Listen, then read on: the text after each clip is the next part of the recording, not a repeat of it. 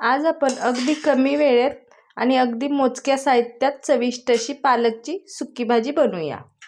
पालकची भाजी बनवण्यासाठी पहा, इथे मी एक जुडी पालकाची साफ करून स्वच्छ धुवून कापून घेतलेली आहे। तर अशी बारीक कापून घ्यायची।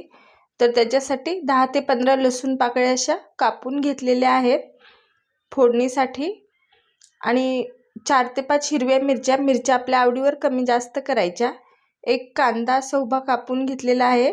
भाजलेले शेंगदाण्याचा कूट 3 चमचे आहे आणि 2 चमचे उडीद डाळ आहे। तर ही भिजलेली नाही, तर ही कच्चीच आहे। तर आता आपण भाजी बनवायला सुरुवात करूया। आता कढई गरम झालेली आहे, तर याच्यात आपण एक पळी तेल घालूया। तर तेल आपल्या आवडीवर कमी जास्त करायचं। आता तेल गरम झालं की एक छोटा चमचा मोहरी घालायची आणि मोहरी थोडी तडतडली की एक छोटा चमचा जिरं घालायचे। आता जिरे मोहरी चांगले तडतडले की मी मिरची आणि लसूण सोबत घातलेला आहे। व्हिडिओ स्किप झाला तर आता हे थोडंसं परतून घेऊया। आणि मिरची आणि लसूण थोडंसं परतून झालं की याच्यात आपण घालूया ही उडदाची डाळ।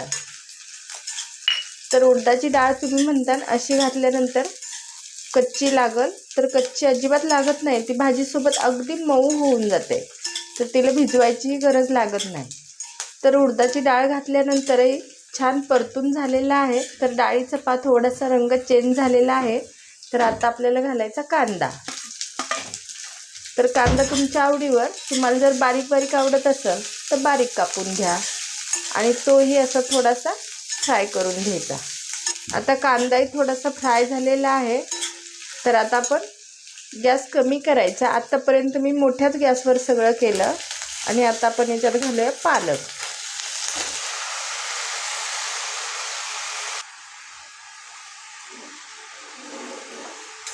आणि आता मोठा गॅस करायचा आणि पालक असा खालीवर करून घ्यायचा। तर भाजी मोठ्या गॅसवर पहा अशी खालीवर करून अगदी कमी झालेली आहे। तर आता एवढी भाजी आपली तयार होते। तर आता भाजीच्या प्रमाणावर आपण मीठ घालूया, कारण मीठ सुरुवातीला घातलं तर मग भाजी मात्र खारट होते। मीठ घातल्यानंतर मिक्स करूया। आता मीठ घातल्यानंतर मिक्स केल्यानंतर याच्यात घालूया आपण शेंगदाण्याचा कूट आणि तोही असा छान मिक्स करून घ्यायचा। आणि गॅस मध्यम करायचा, नाहीतर तुमच्या आवश्यकतेनुसार कमी जास्त करू शकता। याच्यात आता आपल्याला कुठलेही मसाले एक्स्ट्राचे घालायची गरज नाही। तर एवढ्याच साहित्यात अगदी चटपटीत अशी आपली डब्याची भाजी तयार होते। आता कूट घातल्यानंतरही छान मिक्स केलेलं आहे। तर आता आपल्याला मोजून वगैरे अशी शिजवून घ्यायची नाही भाजी। तर आता थोडंसं भाजीतलं पाणी सुकेपर्यंत आपण हिला असं परतून घेऊया। जास्त सगळं पाणी नाही सुकून घ्यायचं, थोडंसंच घ्यायचं आणि झाकून वगैरे ठेवायची गरज नाही। तर अशीच आपण आता हिला शिजवून घेऊया। पालकची भाजी मी मोठ्याच गॅसवर 1 ते 2 मिनिट ठेवलेली। तर भाजी आपली आता तयार झालेली आहे आणि मी गॅसही बंद केलेला आहे। तर आता डब्यासाठी भाजी आपली तयार झालेली आहे। अगदी झटपट आणि सोप्या पद्धतीने भाजी तयार होते आणि चवीलाही एक नंबर लागते। तर माझ्या पद्धतीने एकदा अशी पालकची सुकी भाजी करून पहा।